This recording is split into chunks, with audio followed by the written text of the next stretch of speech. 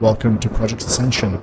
I invite you on an epic zero-to-hero journey through Azeroth. Many people stated that it's impossible to create a powerful character from scratch on the seasonal Elune server, as it is set to wildcard mode, where every ability and talent we get is spiced with unpredictability and randomness. So, to prove them wrong, we create a brand new account and ascend it to greatness, where the hardest content awaits in form of raid trials.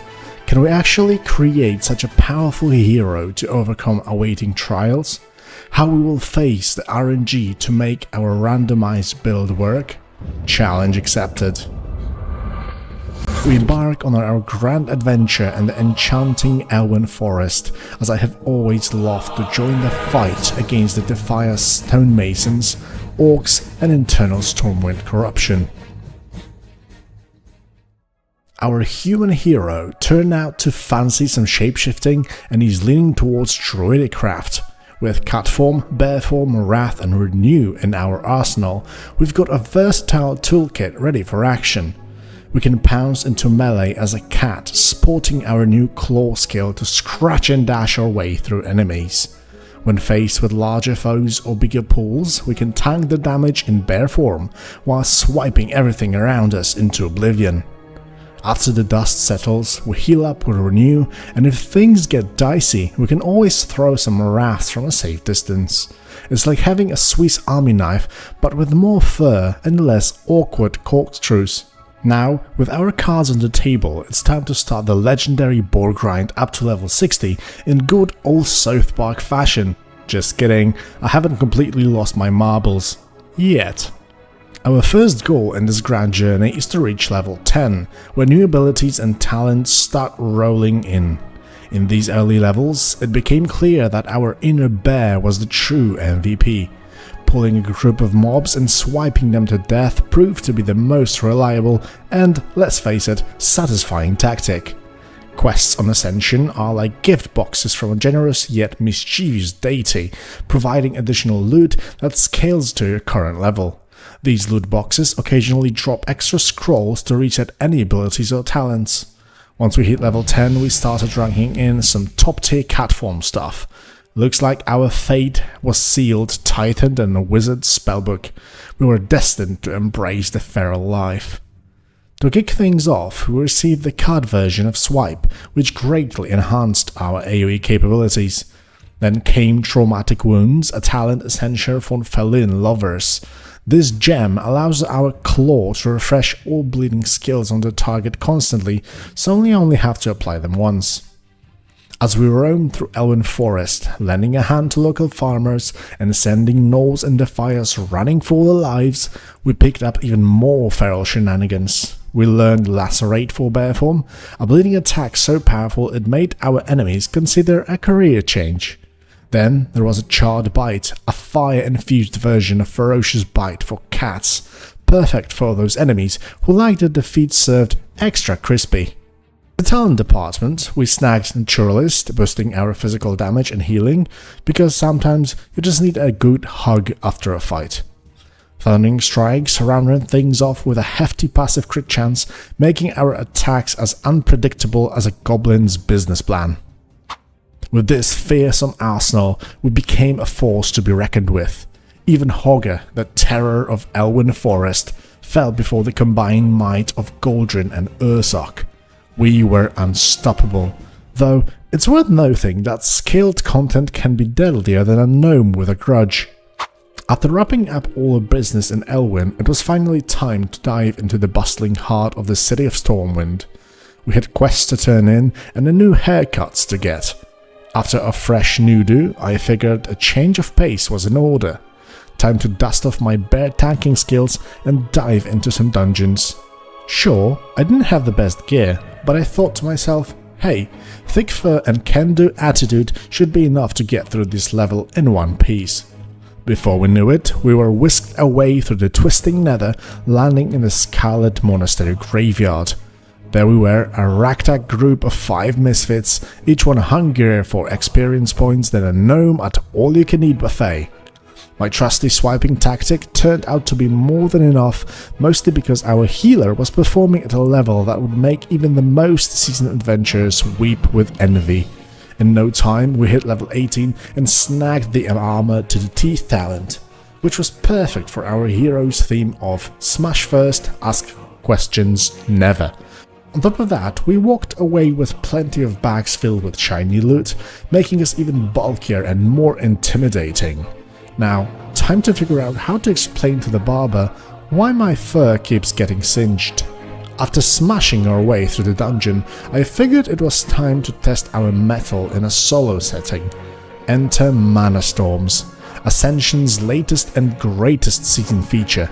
Imagine an endless dungeon crawler that combines all the fun of an escape room with the heart-pounding action of a boss fight. Each floor is a unique blend of traps, tricky mechanics and mobs that just can't wait to meet you. But wait, there's more. Beat the room boss and you get to climb to the next level. With each floor you conquer, there's a chance to snag some sweet loot. We're talking card packs that can be slotted for epic skills, scrolls for rerolls and gear caches that might just have that shiny new sword you've been eyeing. And let's not forget the Marks of Ascension, the go-to currency for rerolling at level 60. Plus, there's a Mana Storm specific currency perfect for boosting potions, buffs or whatever else you need to stay alive and kicking in this madhouse. Our current toolkit turned out to be just enough to scrape through those early levels. Sure, we were lacking in the damage department, but with a steady supply of Mana Storm potions, we were practically unkillable. It took forever to clear each floor, but hey, slow and steady wins the race, right? Even though my bare skin is thicker than a dwarven drinking mug, the bosses still managed to give me quite a thrashing. Thankfully, these mobs on the bosses occasionally dropped healing hearts, which were a last lifesaver. It's like they felt bad for us and decided to throw us a heart. Without those, heroes without any sustain would be toasted. We managed to claw our way to level 20, completing a couple of floors. Sadly, the RNG gods weren't in a generous mood. All we got was some useless junk that had no use for feral forms. Thanks a lot, RNGesus. There is still hope though, as every 10 levels Mr. Silas Darkmoon in Stormwind hands out free reroll scroll packs, which are like Christmas presents for adventurers. With those rerolls, we managed to snag Holy Light, giving us a much needed health boost in desperate times. Our next target was level 30, where the promise of new scrolls awaited us. Brimming with hope, I plunged once more into the chaotic depths of random dungeons as a tank on a quest to find a group with an experience boost to make the grind a bit less grindy. Mobs from level 20 onwards hit harder than a rogue with a vendetta, and oh shit moments started popping up with an alarming regularity. Picture me desperately trying to keep it together while being pummeled into the ground. Thankfully, my friend, the MVP with god tier DPS in cat form, joined the fray. Not only did we start mowing down mobs faster than you can say respawn, but I also did have to soak up as much of a beating, which was a win for both my virtual and real life blood pressure. However, there's a giant drawback to dungeons. They are an absolute desert when it comes down to reroll scrolls. The experience gains are nice, sure, but without any scrolls, our ability to tweak and perfect our hero is about as effective as a chocolate teapot. From level 20 onwards, we received nothing for improving cat form or bear form, leaving me more desperate for rerolls than ever. Eventually, the queue stopped popping despite my valiant efforts as a tank. So, we decided to shift gears and hit the theme park for a duo run of Mana Storms, hoping to snag more scrolls. Our feral duo was working pretty ferociously. I focused on tanking and staying alive, while my friend swiped down everything that dared cross our path. Then RNGesus finally smiled upon me and dropped a shiny new defensive option for bear form, Carnage Incarnate. This beauty is a cooldown that reduces damage taken and heals us for 8 glorious seconds, perfect for those "oh no, this is getting sticky" moments. Time flew by as we carved our way through the chaos, and I managed to get our hero to level 32. Unfortunately, the scarce scrolls we managed to obtain didn't exactly shower us with game-changing abilities. On the bright side, we also received plenty of caches brimming with gear, boosting our item levels from a modest 38 to a solid 46. This definitely improved our capabilities and made me feel like a well-armed feral ninja. We've also got a bunch of card packs that turn World of Warcraft into a sort of a gacha game. Imagine it, you open a pack and bam, you get a shiny new skill or talent to slot into your deck, guaranteeing you'll unlock it as soon as you hit the level requirement. It's like getting a legendary drop, but in a card form. These packs drop randomly from our adventures, or you can track down specific ones in certain war locations if you need something in particular. So far I haven't slotted a single card yet though. Why, you ask? Well, first off, my card collection is as empty as a goblin's conscience. Second, the optimal strategy is to roll as many abilities randomly as possible. Then, when my build is almost perfect, I can use those cards to lock in those elusive key abilities and talents when the odds are as bad as trying to get a straight answer from an NPC. Patience, my friends. Patience and strategy will lead us to victory, and probably some sweet loot.